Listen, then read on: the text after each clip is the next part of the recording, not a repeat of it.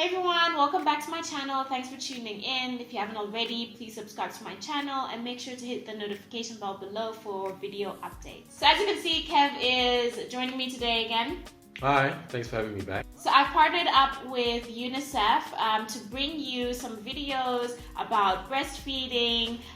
World Breastfeeding Week is from the 1st to the 7th of August this year. So this video in particular, we're going to be talking about becoming first-time parents, as well as the importance of having a good, supportive, supportive family around you to make the breastfeeding experience and journey a bit easier. So as some of you know, I had a really hard time breastfeeding, especially the first couple of weeks. So I will put, a sort of like link to that video up, above somewhere, as well as in the description box below, just to give context to my breastfeeding experience. A lot of women really have a hard time breastfeeding, from supply issues to pain, which is what I experienced, to problems with getting the baby to latch properly. So there's so many sort of issues around it, and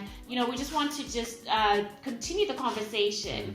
Because breastfeeding is so important, just to help new parents, new moms out there, be able to breastfeed and continue breastfeeding for as long as possible. I think it's without question that my opinion on breastfeeding is that it's the best thing you could possibly do for your kid.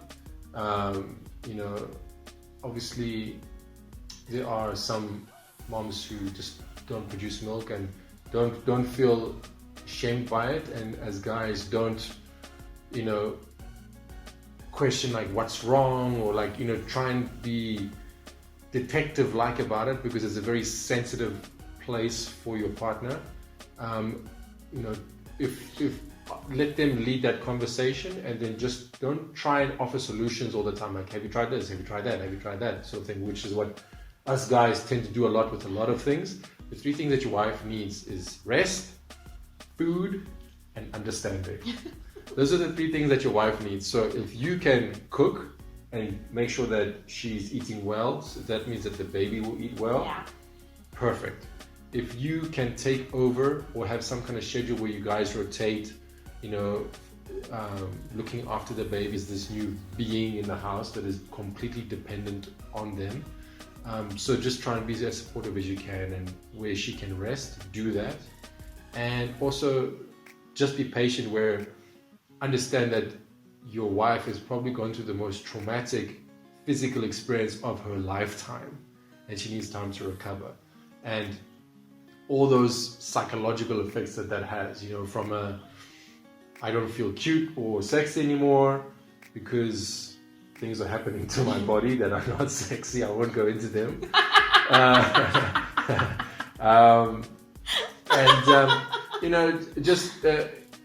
Having to give all of her attention to this new little person, where she isn't able to focus on taking care of herself so much. So just understand that is a process. Or you as the guy. So don't be this offering solutions kind of thing, which is what we as guys do for everything else. If your partner is struggling to breastfeed, just hear them out. So I remember with you, like having those issues in the beginning with breastfeeding with Kai, it was almost like it was your first failure as a mother. And not that anybody told you that, but just because there was this expectation that it should just come so naturally. And when it doesn't, it is this realization like, am I not a good mother? As the guy, do everything you can for your partner not to feel that way. So that's what I would recommend with that. But definitely, if your partner is breastfeeding, if they're struggling to breastfeed, like they want to and they are producing milk, help with getting somebody to come in and help your wife train, or find a video or something like that. A lactation consultant type of whatever thing. It's called, lactation consultant or whatever it is. Somebody who's also very understanding of the situation, who knows how to manage these things. You as a new dad with lack of sleep and not knowing what's what will not have the right approach. Trust people who do this every day. That's what I would say. In terms of, if your partner is breastfeeding, encourage that, because it is the best possible way for your child to get the best possible start of their life.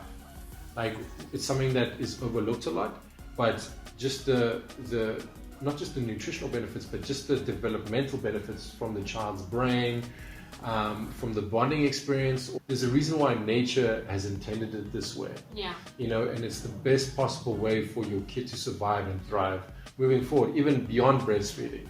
So that's the thing. I think a lot of guys will understand, okay, yeah, breastfeeding is important, but it extends way beyond when you actually stop breastfeeding, because it helps with the development of the brain and all that kind of stuff. It's really, really important to support that if your wife wants to do that. Let that process happen. It's a great bonding experience between the mom and the baby, and it's the best possible thing to set up your baby for soothing them when they're anxious, to feeding them, for their development. There's just like unlimited benefits for this kind of stuff, and it's free, guys. You're saving a ton of money on formula, you know, so just be happy and do everything you can to assist in that process. Make sure your wife is fed well and with healthy nutritional stuff.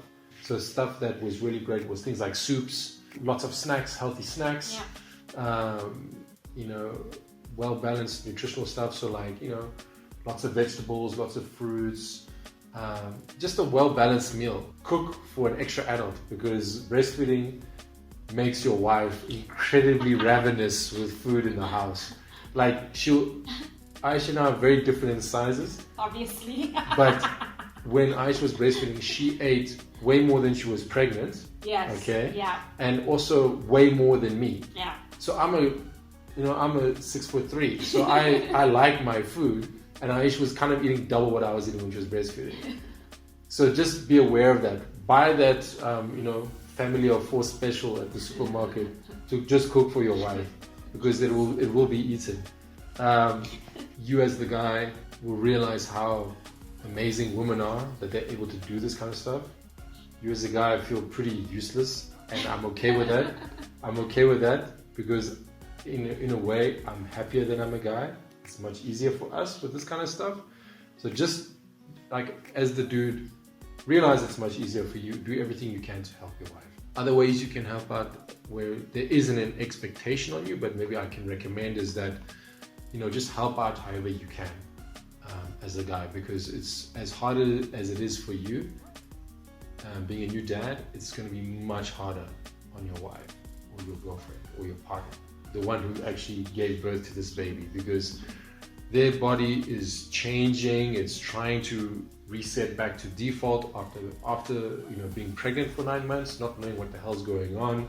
This is almost a whole other video about like the aftermath of pregnancy, and you know, like Kev said, like there's so much that goes on in, you know, from a physical point of view, from a mental point of view of becoming a mom, and you know, there's this new shift and everything. Like, there's so much that, you know, a lot of people don't talk about, or you don't know.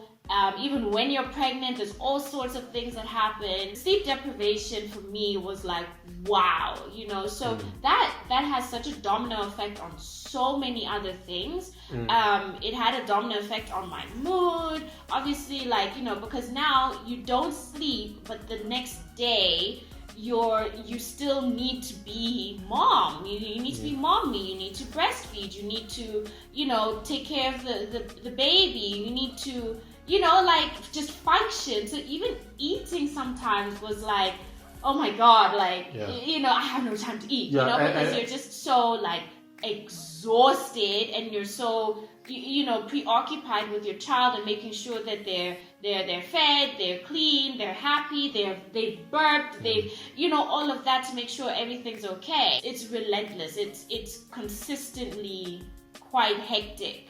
The first, I'd say, definitely the first few months, but in total, I'd say maybe a year, right? Yeah, I would say the first 6 months is a learning curve. Yeah. The next 6 months is being a bit more patient. Yeah. You know, but within a year, you know, by the end of a year, you should have a pretty solid understanding as to at least what for us. you could be doing. Firstly, Kev was so supportive. of my decision to breastfeed Kai and also to continue breastfeeding him, because there was a point, I'd say about maybe a week in, after like coming back from hospital and things like that, that I was feeling so depleted, and I was feeling really like, this is like, I cannot imagine myself continuing with this journey because it's so painful. And he was there, like, supporting me. He was there, giving me, words of encouragement, and also giving me an out, actually.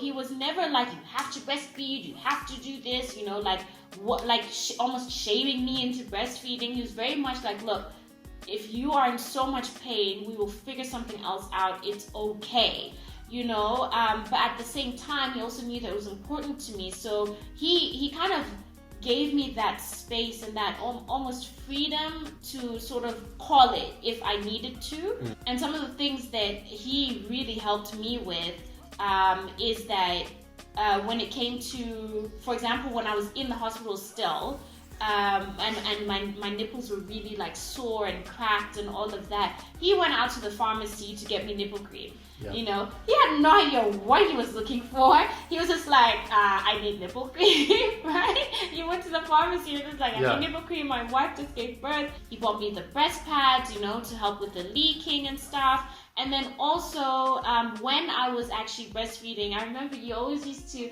help set up, like I had one of those, I can't remember what they call them, like those, noodle pillow things. C pillows. Yeah, it's like a long... shaped like a C. Yeah, but mine was longer. So I used it when I was pregnant to help, like, support my bump. But then when I was breastfeeding Kai, I used it to wrap around like my waist, and then I would prop him up on that pillow. Just to make it easier. So you guys like fell asleep together. Yeah, sometimes we'd fall asleep, but Kev would like, I would hold Kai, for example, and Kev would help me, sort of like circulate the pillow like around my waist, and make sure I was comfortable. He'd bring me food.